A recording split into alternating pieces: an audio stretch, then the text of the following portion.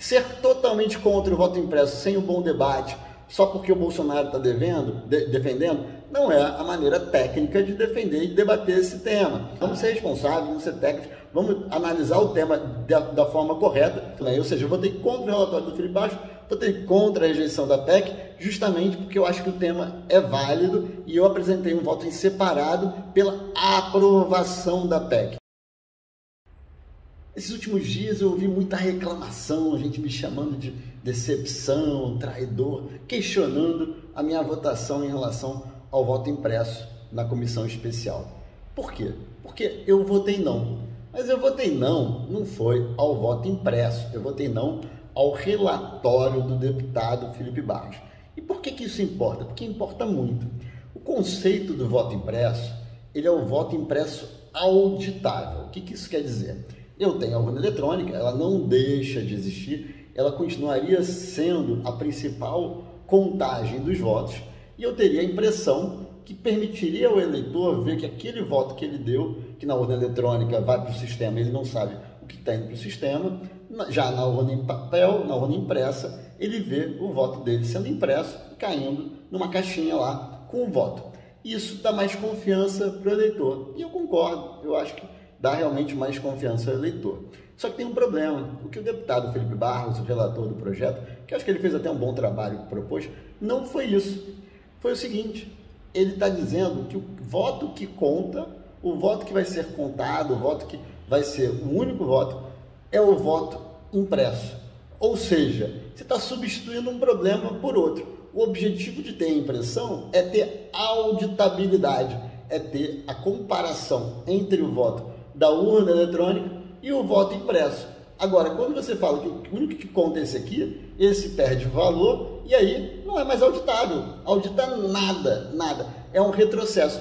A urna passa a ser o quê? Passa a ser só um instrumento para você digitar o seu voto e imprimir um papel. Aí é melhor voltar para o voto manual. Isso que a gente votou. Além disso, também, o deputado Felipe Barros, ele propôs lá que isso entre como uma cláusula pétrea. O que isso quer dizer? Nunca mais pode voltar.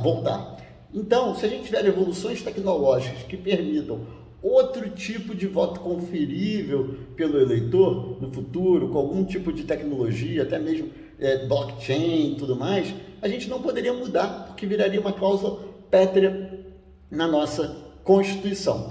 Ele, além disso, tirou poder do TSE para que ele fizesse alguns tipos de auditagem. A gente não quer tirar poder, a gente quer dar poder a outras instituições, ou, que poderia ser, que eu acho que até válido, seria positivo, redistribuir esse poder de uma forma correta. Tem outras questões também muito complicadas no que estava sendo proposto, e até mesmo na implantação do voto impresso. A gente não pode achar, tem muita gente falando assim para mim, mas se tiver o voto impresso, qual é o problema?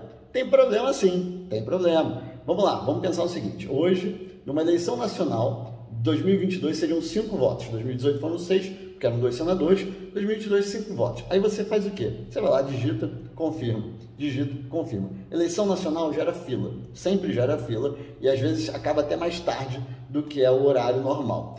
Isso porque a gente está falando de uma eleição que tem 5 votos. Na eleição municipal são só 2 votos, prefeito e vereador. Geralmente não tem fila, é tranquila, é rapidinho.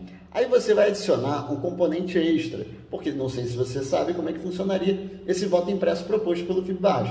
Você vai lá, digita, aí imprime, aí você checa. A impressora está batendo com o que você votou? Será que você errou? Será que está com fraude? Você não sabe. Aí se não bateu, você vai lá e corrige. Aí esse papelzinho vai para um outro lugar, não sei como, que vai acabar com esse voto, vai destruir esse voto, aí você vota de novo. Aí cada vez que você vota e que tiver alguma divergência, você vai lá e corrige e vota de novo. Imagina só, se numa eleição normal já tem muito trabalho, demora muito para votar, numa eleição com esse voto vai demorar muito. Alguém testou? Alguém sabe se o horário convencional que a gente teria para votação iria funcionar? Se a gente precisaria de mais urnas, de menos urnas? Se a gente precisaria aumentar o número de sessões eleitorais? Nada disso foi testado. E é inviável implantar isso. Eu não estou falando nem da fabricação das impressoras, que é um outro problema para 2022. Mas se a gente não fizer para 2022 vai ter fraude. Vai ter fraude? Eu concordo plenamente que as urnas não são 100% confiáveis. Por isso que a gente precisa aumentar as camadas de proteção. Por exemplo, o Grupo Grita, né, o Instituto Grita, o pessoal dos engenheiros do ITA, vários deles que participaram, inclusive, da confecção da primeira urna eletrônica, lá atrás do conceito da urna eletrônica, eles têm uma proposta que você adiciona outras camadas de proteção. Não é o voto impresso, é um voto com certificado digital, que coloca, além da certificação digital, com criptografia e tudo mais, você coloca também outras instituições, como o próprio ICP, que é o Instituto de Certificação Pública, e também o Inmetro, dentro dessa discussão. Então, tem várias soluções para aumentar a confiabilidade da urna eletrônica, sem necessariamente ter o voto impresso. Imagina no futuro, com mais tecnologia. Por isso, eu apresentei um voto em separado, ou seja, uma alternativa de relatório, que previa, sim, a auditabilidade pelo eleitor. Provavelmente, nesse momento inicial, seria uma auditabilidade com o voto impresso, porque a gente não tem outra tecnologia para isso, mas eu não colocaria na Constituição algo que talvez no futuro a gente precise mudar. A Constituição é muito séria, é difícil de mudar, e a gente precisa ter muita clareza no que a gente está colocando lá dentro. Além disso, eu previ para 2024. Aí você vai falar assim, mas Paulo, por que 2024? Aí 2022 vai ter eleição, vai ter fraude, vai ter tudo isso. Mais uma vez, já teve fraude? Não vou dizer que não teve, mas também não tem nada dizendo que teve. Nem mesmo aquilo que o presidente Bolsonaro colocou nas redes sociais, lá na Jovem Pan, mostrando que teve invasão, se aquilo ali, que eu acredito que seja até verdade, ali não comprova que teve fraude, também não comprova que não teve. E aí o Bolsonaro foi eleito com esse voto eletrônico, dessa forma, durante vários anos, inclusive na eleição presidencial. Aí agora, que ele está no poder, que ele tem a Polícia Federal praticamente no controle dele, a BIM no controle dele, todo mundo no controle dele, é nesse ano que vai ter fraude para que ele não seja eleito, sem falar também que tem como conferir, não tem como conferir tudo, eu concordo, mas tem como conferir. Então vamos lá, vamos separar os problemas. Um problema que é sério vamos garantir que a população, individualmente, cada um tenha garantia e segurança que seu voto está indo para a urna. Então eu não sou contra o voto impresso nesse sentido. Agora, usar isso como desculpa para que 2022 não vai ter eleição e não vai ter briga, vai ter tudo isso, é uma vergonha. Sem falar que isso só atrapalhou a discussão do voto impresso. Vocês sabem, ou devem saber, que o voto impresso já passou pela Câmara, pelo Congresso Nacional, 3 vezes. A última vez foi aprovado praticamente o texto que a deputada Bia Kicis propôs para a PEC. Por que agora precisa de uma PEC? Porque da outra vez foi lei ordinária. E aí o STF deu como inconstitucional, teve até veto que depois foi derrubado e tudo mais. Quando é PEC, não tem o que fazer. Aí teria que ser imposto, a não ser que, mais uma vez, tenha o debate jurídico. E das vezes que passou pelo Congresso, passou. O Congresso foi favorável. E agora foi contra. Por quê? Justamente por conta da polarização proposta pelo Bolsonaro, pelo fato de que ele está propondo que, se não tiver o voto impresso, tem fraude, não poderia ter eleição em 2022. Então tem muito deputado, inclusive tem deputado de esquerda que seria favorável ao voto impresso, deputado de centro favorável, deputado de direita favorável ao voto impresso, que está sendo contra por conta dessa discussão absurda proposta pelo Bolsonaro. Então o Bolsonaro, em vez de ajudar ao debate, mas foi ele que trouxe à tona isso. Não, isso já veio várias vezes, já foi aprovado várias vezes no Congresso, não foi ele que trouxe à tona, tem defesa de muita gente desde 2018. Então, o Bolsonaro, ele atrapalhou a discussão com essa polarização.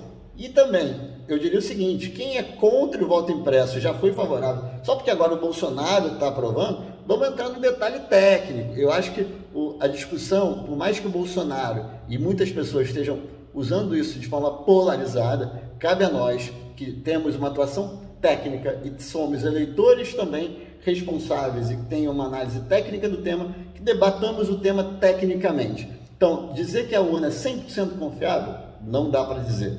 Dizer que a urna é 100% fraudável, também não dá para dizer, tem camadas de proteção. Ser totalmente contra o voto impresso, sem um bom debate, só porque o Bolsonaro está defendendo, não é a maneira técnica de defender e debater esse tema.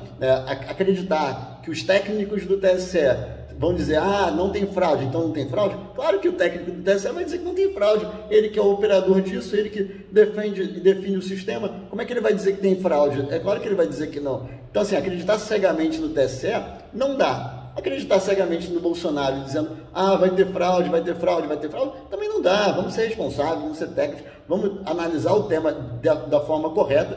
Tem vantagens de implantar o voto impresso, tem desvantagens, como eu já falei, da operacionalização, e eu falei só de uma parte, agora eu vou complementar. Depois que seu papelzinho lá, foi lá, você conferiu, ele caiu na urna, até aí você confere e você garante que ele é o bom voto, que é o seu voto. E depois disso, como é que você garante que esse é o voto que está sendo lá? Como é que você garante que aquele bolo lá, saco cheio de votos, ele é confiável e vai ser o seu voto? Ah, mas a inspeção, a verificação, a apuração vai ser pública. Sempre foi. Quando o voto era impresso, também era. Os partidos podiam lá controlar e tinha fraude.